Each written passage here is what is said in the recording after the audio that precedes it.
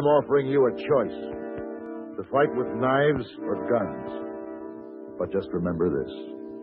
Whichever way you choose, the loser will be a long time dead.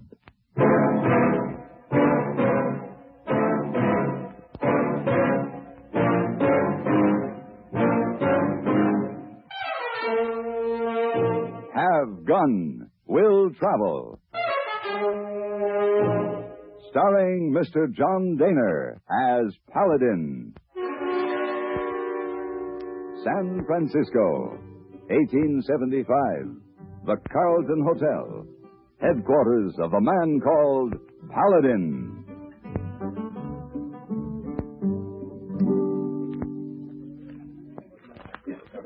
Mr. Paladin. Mr. Paladin. Over here, hey boy. Oh, Mr. Paladin. Message. Oh, thank you, hey boy. Mr. Paladin. Yes? Oh. How do you do? Badly. In the future, when you send a note to a lady, kindly instruct the waiter not to hand the note to the lady's companion. I apologize. Perhaps I can recompense you in some way? Mr. Webster want answer? Tell him my price is $1,000, hey boy. Madam, You caused me the most dreadful kind of embarrassment. Well, I am indeed sorry, madam. If you will I allow already told him $1,000. He actually insisted that I was flirting with you across that entire dining room last night. It was ridiculous. You were the soul of decorum. Webster said what, hey boy? Oh, he turned red like a stove, but he said he paid. Oh, good. He forbade me to ever communicate with you again. That's bad. The gentleman is your husband? Certainly not. That's good. But we'll have to show him, you and I, that absolutely nothing occurred to cause him to act this way. Of course. What time may I pick you up for dinner? 8 o'clock. Always a good hour. Until then. Oh, boy. What I tell Miss Webster?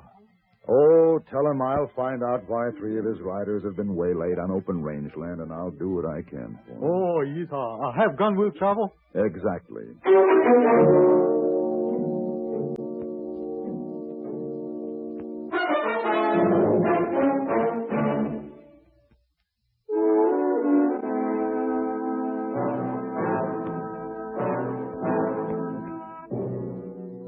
The trail to the Brazos River is a long and lonely one, and it took 10 days hard riding to get there. Once I was there, it was nothing but brackish, muddy water, the product of an unfriendly nature. A mile beyond, the trail sloped up into the rocks. It was hard going.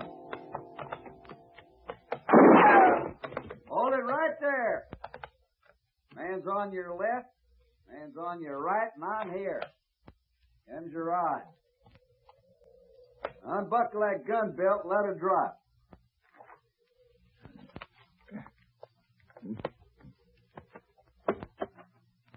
Climb down. Now, don't wiggle a hair.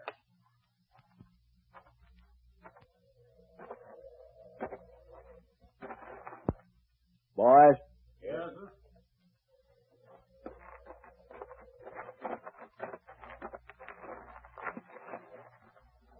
You stand behind him, Pete. Yes, sir. Mister, can you see that sign? Yeah.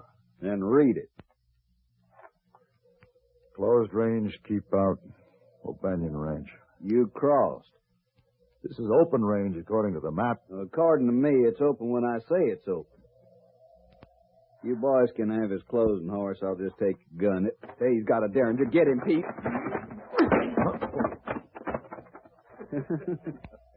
You don't talk so tall now, does he?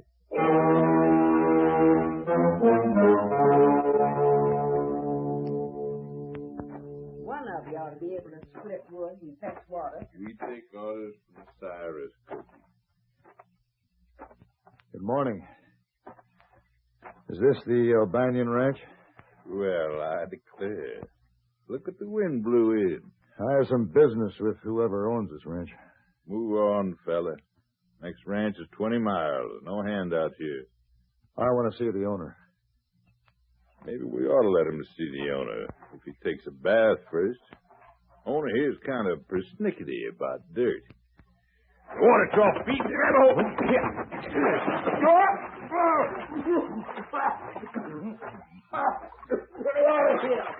You think you're pretty smart, and you're dirtier than he is. Get out of here. I'll turn you apart. Well, I declare, mister, didn't look like there was much man under them raggedy clothes and all. Here, you can't go in there. I'm looking for a banyan. I'm Miss O'Banion. I own this ranch. I told him not to come in, Miss Margaret. Is this one of our men, Cookie? No, ma'am, just drifted in. I see. That's quite a collection of guns, miss. Collecting guns happens to be my foreman's hobby. I know. He collected mine. I'd like to meet your foreman. Well, then come back in a week. Cyrus and his range crew left this morning on a cattle drive. I could use some kitchen help now, Miss Margaret. With Cyrus gone, I can't get help out of the hand. Hire this one if you wish. But see that he takes a bath and put him into some clean clothing.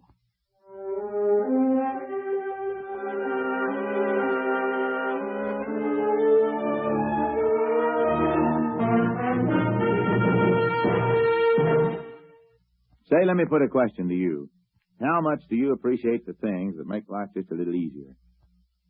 Like living any place you've a mind to.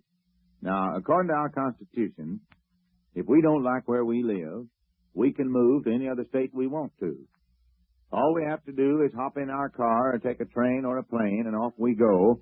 And when we get where we're going, there's plenty of stores and shops and tradesmen to help us in our new home. But let's go back a spell to 1790 and see what happened then when folks got the urge to move. If you were living back then, you'd maybe pick up a copy of the Providence Gazette, and you read an article called Advice to American Farmers. It tells all about moving out west, which is western Pennsylvania and Ohio in 1790. It says if you're moving, you'd better take along some apple, peach, and garden seeds, a kettle for boiling, maple sap, and, of course, a gun and plenty of ammunition. You should also have a Bible. Other folks moving west in 1790 took along maple saplings to plant, or homemade tools they could use to build boats when they got there. Boats were about as important as horses in 1790. Most of the towns were built inside a fort, since the Indians didn't especially like all this pioneering that was going on, and guns and ammunition were worked overtime. And Indians weren't the only ones who gave folks trouble.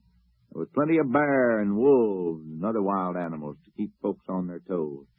But somehow, in spite of all the fuss and bother of moving into a new community, folks in 1790 didn't complain. They just kept working and fighting, so living would be easier in the future. The future you're now protecting.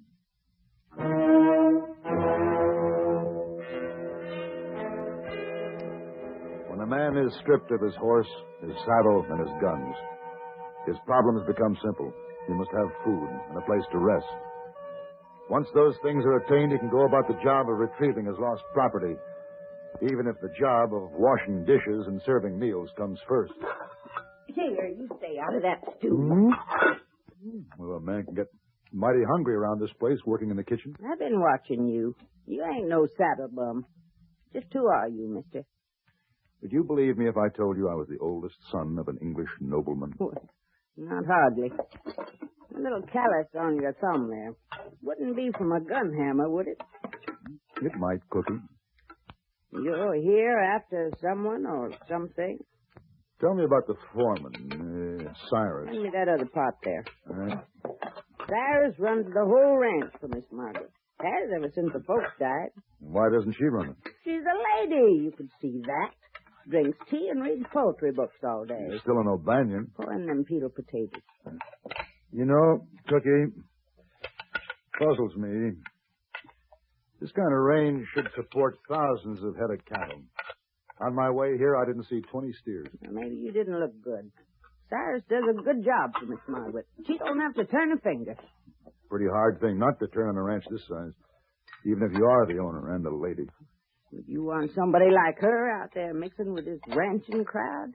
Like Jake and them others sitting outside now waiting to pay you back for dumping them in the trough? Or is somebody like her better off inside with her tea and poetry? Nothing wrong with tea and poetry, Cookie, but it's not a substitute for living. You carry your tray into her now. All right. And you be polite, you hear? All right.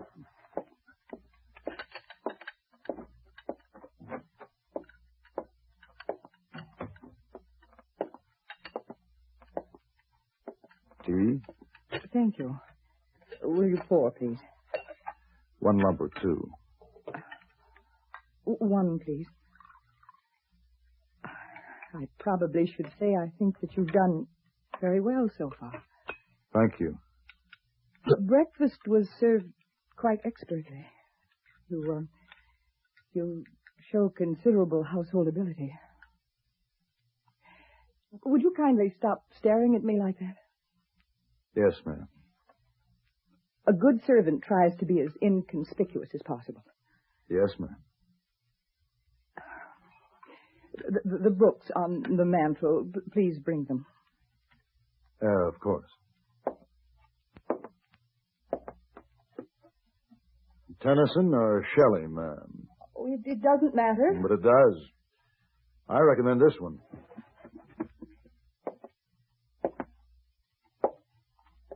Shakespeare.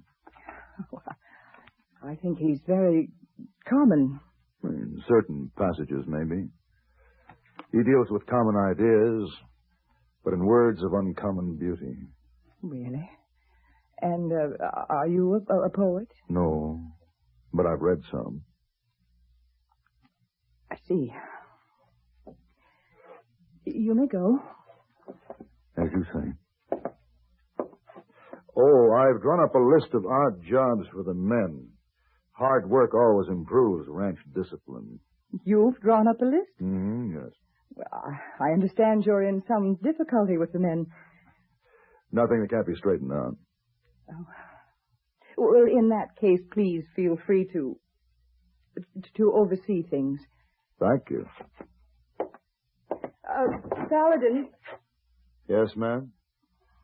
I hope they thrash you within an inch of your life.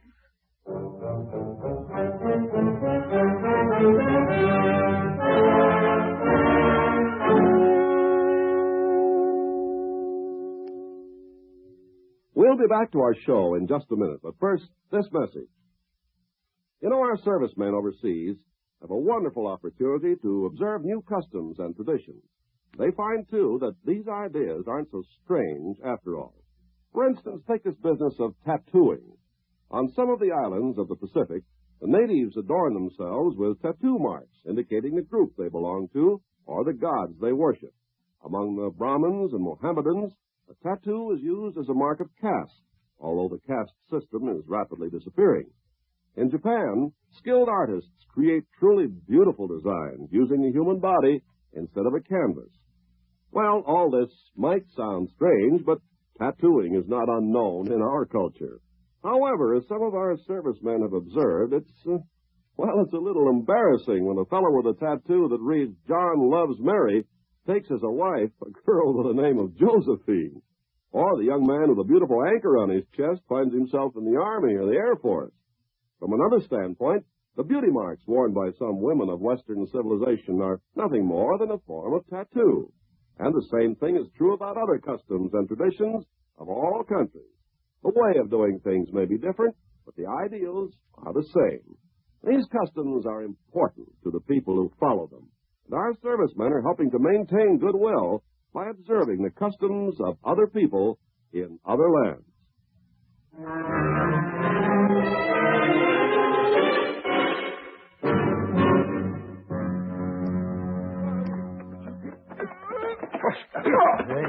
No. Any of you others want to take it up? Not me. And all of you can get to work for a change. You.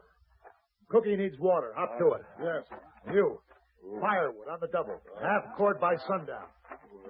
You. In the barn. Curry those animals. Now, the rest of you, there's enough work for all hands around here.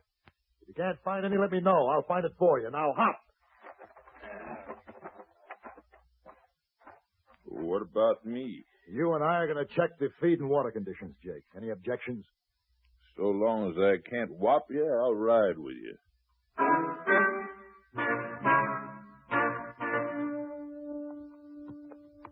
Well, that's about the size of it. What do you think? Lots of grass. Plenty of water. Everything but cattle. Does Miss O'Banion know there's not even breeding stock left out here? She knows what Cyrus tells her. No more. Oh. Go on. He even makes sure we don't get visitors through here poking around, asking the kind of questions you're asking. I'm sure of that. Does he keep any sort of records? Feed bills, ledger book in the barn.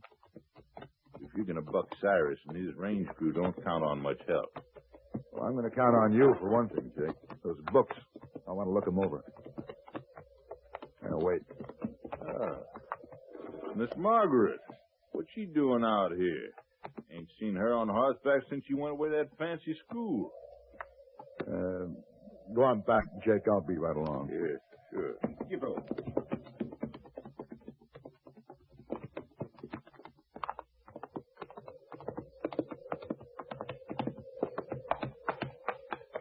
Oh, Mr. Paladin. Oh, I'm glad you happened along. My saddle seems I didn't happen along. What? You knew I was riding out here. You circled ahead to this point, then you dismounted, loosened the cinch here. Dare you speak to me that way? Well, it's time somebody spoke to you some way. What are you talking about? You. Now, this is the first time you've ridden your own ranch. I've never seen you look prettier. Even the breeches are becoming. A gentleman would never... You know, you ride very well. I suspect when your parents' backs were turned, you used to slide out the window and pick out a horse and ride bareback. Well, what if I did? And between embroidery practice and elocution lessons, you even dreamed about running your own ranch. Out here, that'd be normal for a boy or a girl. And I could run, too. Then why don't you? Anyway, I wouldn't know where to start now. And start by being honest. With yourself first. For example, why did you ride out here? What did you want? Honest? Yes. I wanted to come right up and say, stop calling me ma'am. I know you're not really hired help. You have a way of upsetting me every time that you walk into the room. That might be dangerous for a lady. You said to be honest. Well, I'm a woman, too. In a week, I intend to be 1,000 miles from here. Oh, Paladin. I think we'd better ride back, Miss O'Banion. We wouldn't want to get caught out here after dark, would we?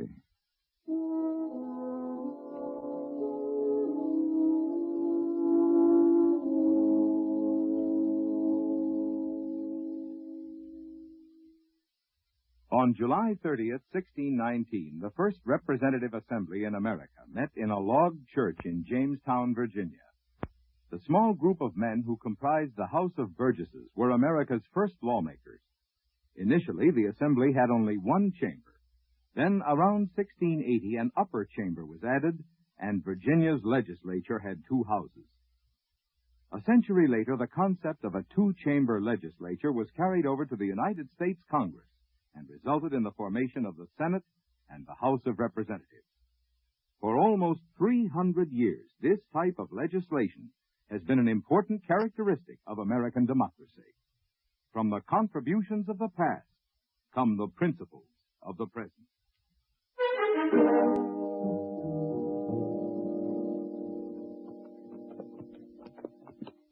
The ranch is pretty quiet. I wonder where everyone is. Isn't it supposed to be this way? Just you and I. We're the only ones left in there. Alan! Jake? Cyrus is back. Where? Inside. What can I do?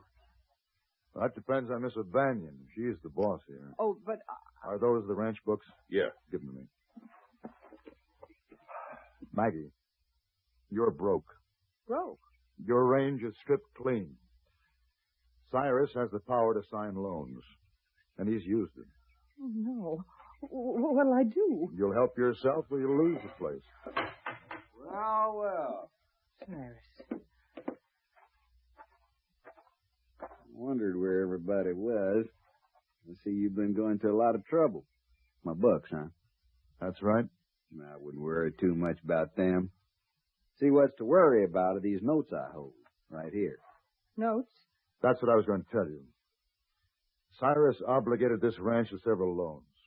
Sold your cattle, pocketed the money, and used the money to buy the loan papers back. All I have to do is demand payment.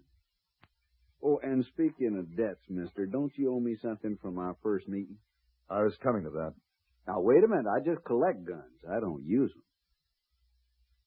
Now, it's your move. Fine.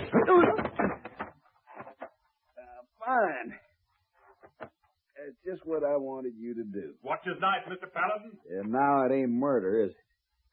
Just self-defense. I'm going to cut you open like a pumpkin. Hold it. The next bullet won't be wasted on the air. Put that knife down or I'll kill you, Cyrus, right where you stand. I'd do it if I were you, Cyrus. Maggie O'Banion's taking over. The knife, Cyrus. Drop it. Now, those notes, please. You can't Yes, I can. Now, get off my property.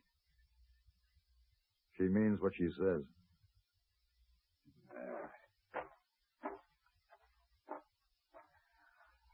How'd they do, Paladin? Fine, Maggie. Fine.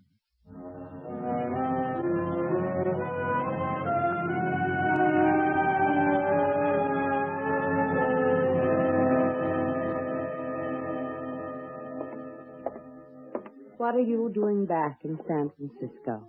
Waiting to see you. I think that's horrid. I just managed to get Roger straightened around to where he's decent to me again, and now you show up. Would you rather I left again? He's terribly difficult. What did we do the last time he became difficult? We went out to dinner and had a perfectly charming evening. Then may I suggest that we do the same thing again tonight? 8 o'clock is always a good hour. Until then, dear lady. Until then.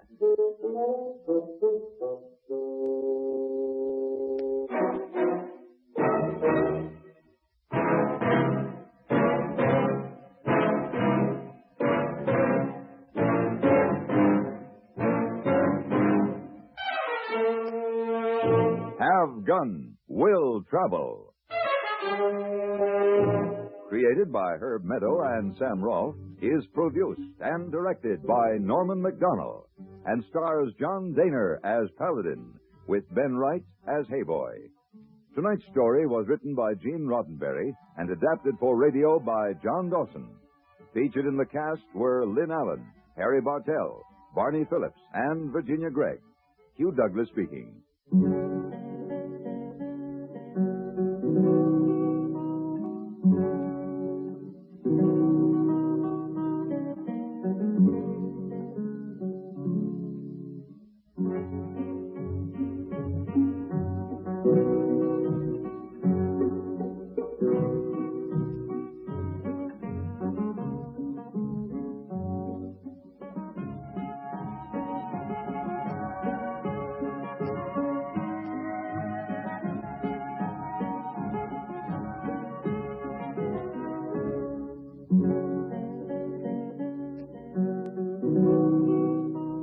Have Gun Will Travel is brought to you through the worldwide facilities of the Armed Forces Radio and Television Service.